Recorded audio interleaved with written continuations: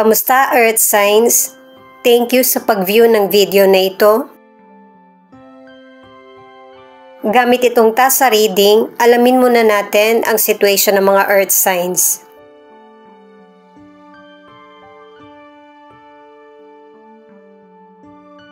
Meron kang kausap, pwedeng video call, or meron kang pinapadala ng mensahe. Ang iba naman, meron kang pinapanood. Ito yung gawain mo kapag free time mo o kaya kahit nasa trabaho ka.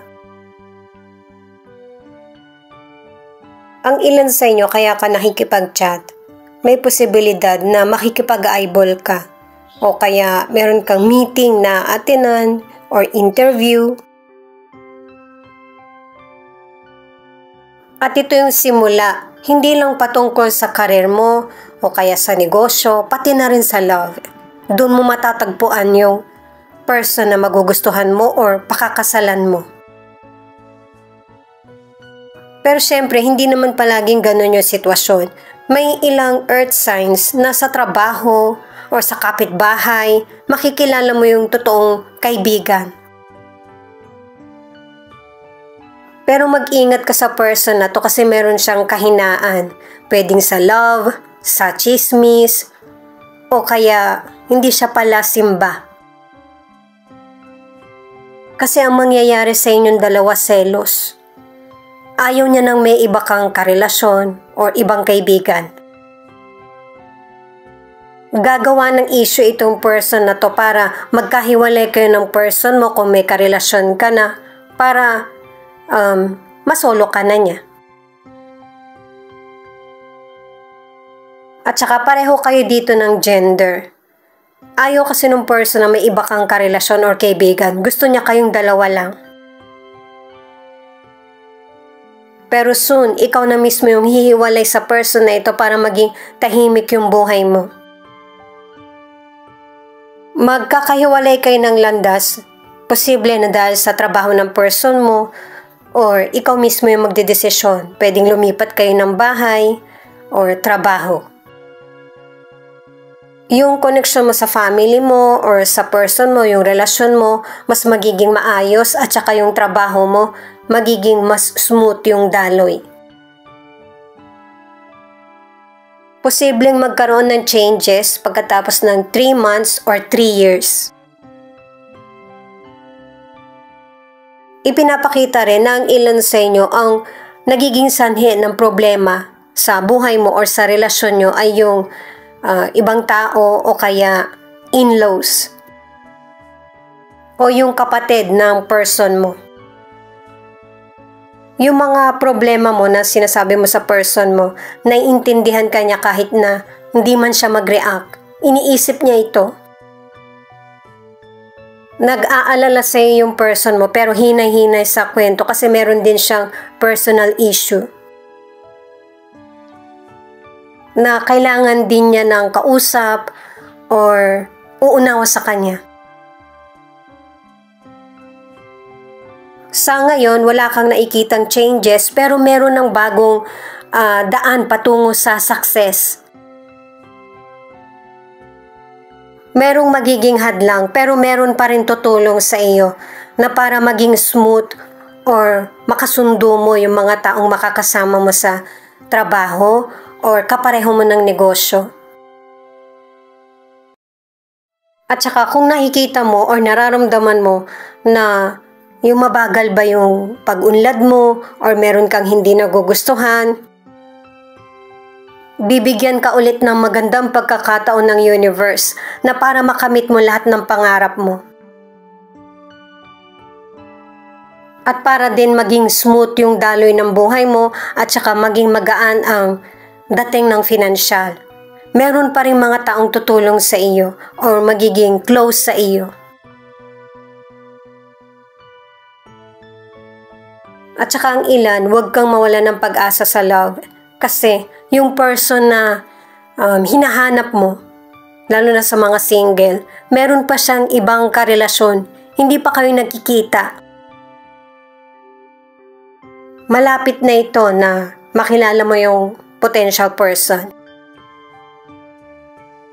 Posible din na ang ilan sa inyo, nakakasama mo na yung person, pero hindi ka para mang-agaw ng karelasyon ng iba. Hindi mo rin hinihintay. Tumitingin ka rin sa iba. Lalo na't ang ilang earth sign, magiging busy ka sa karir mo or sa negosyo. Maisasantabi ng ilang single yung love life. Pero sa mga nasa relationship, tuloy-tuloy kung ano yung plano nyo ng person mo. Kung magpapakasal man kayo ng person mo, magde-date, or patungkol sa mga gastusin sa anak, or pagpapalaki. Para sa mga bagong viewers, ang reading na ito ay timeless reading, general reading, ano man ang edad mo o gender mo. Guide reading lamang ito kaya hindi rin magre-resonate sa lahat. Kunin mo lang kung ano yung akma sa sitwasyon mo. Ikaw na magpalit kung si person mo ito o ikaw. At ito na yung start ng 1 week reading mo. Gamit itong tarot cards, alamin naman natin kung ano yung situation ng person mo. Pwedeng kaibigan mo to, dating nakarelasyon, or person mo ngayon. Ikaw na bahalang tumukoy.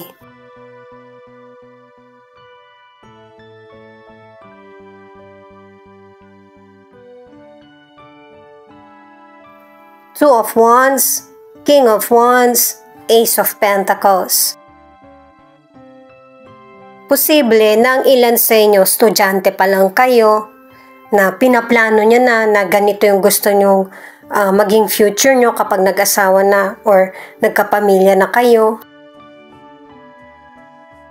At saka pareho kayo ng person mo or kung single ka, ito yung pinaplano mo, yung magkaroon ng long term sa financial or sa career.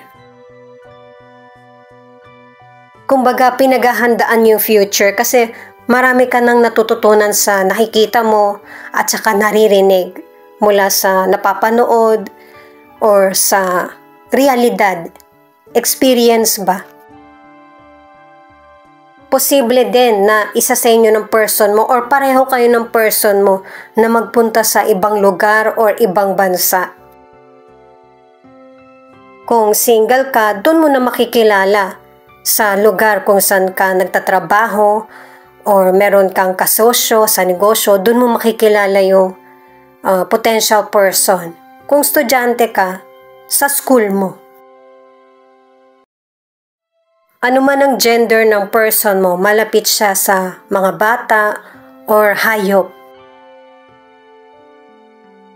At saka pinapakita sa cards na ang dami niyong ambisyon ng person mo. Makakamit niyo to isa-isa.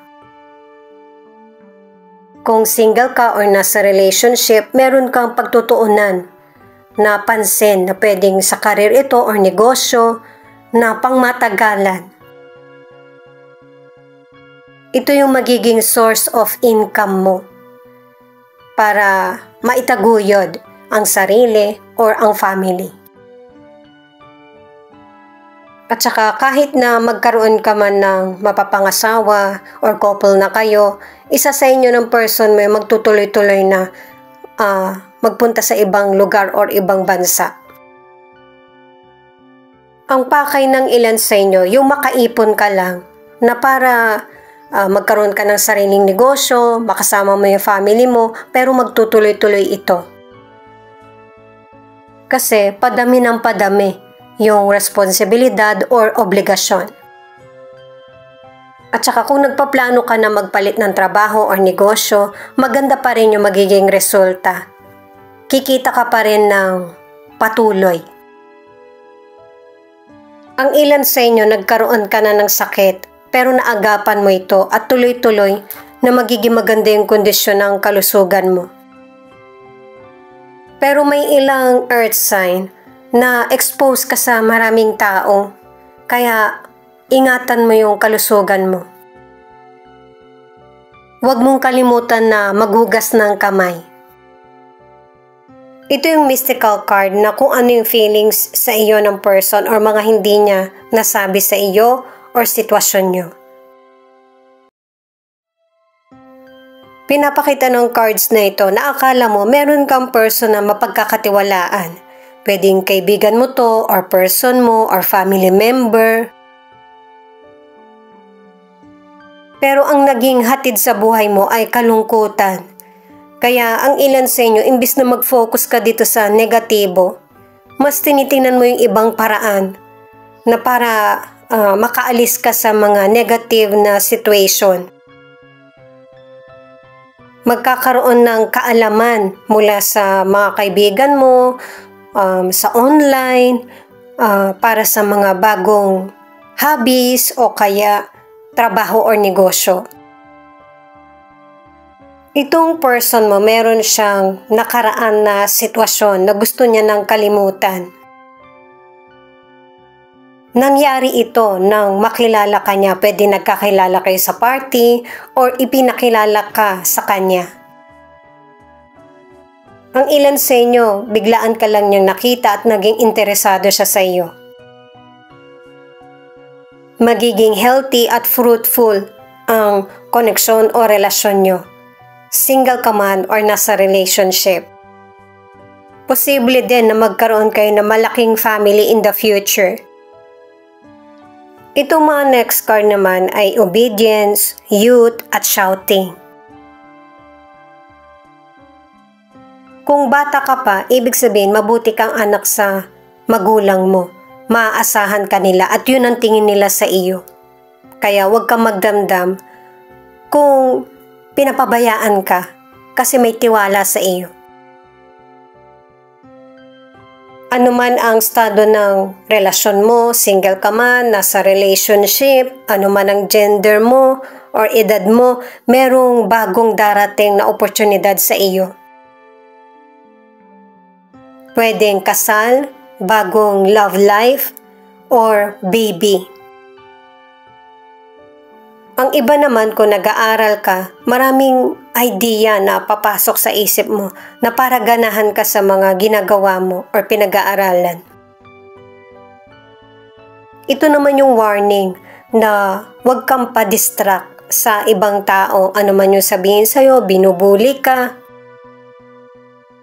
Diba nabanggit nga sa tasa na merong person na mahina kasi hindi nga pala dasal, kaya ikaw yung magdasal. At ipagdasal mo din yung person na makayanan mo yung mga distraction at saka tulungan ka na lumawak pa yung pangunawa mo. Kasi pakikinggan ka. Kasi itong card na ito ay wishes. Magkakaroon ng katuparan yung mga pangarap mo, hinihiling mo or dinadasal. Kasi wala ka namang hiling na pansarili mo lang eh. Palaging pang family, pag-aaral mo na para makatulong, humiling ka rin para sa sarili mo. Yung protektahan ka, healthy na pangangatawan, ibinibigay na sa'yo, meron ka na yan. Hilingin mo yung iba naman. Yung mga blessings na darating sa'yo, yung pagkakaroon ng love life, kung hindi man ngayon, sa future. Pwedeng zodiac sign mo ito, or zodiac ng person mo na Aries, Sagittarius, Taurus, Virgo, Capricorn. Yun yung pinapakita ng cards. Ang ilan sa inyo ang person mo, katamtaman yung katawan niya, mas may edad siya sa iyo, at saka meron siyang charm na kapag nakita siya, yung makakagaanan agad ng loob. Ito pa yung additional card, the Devil.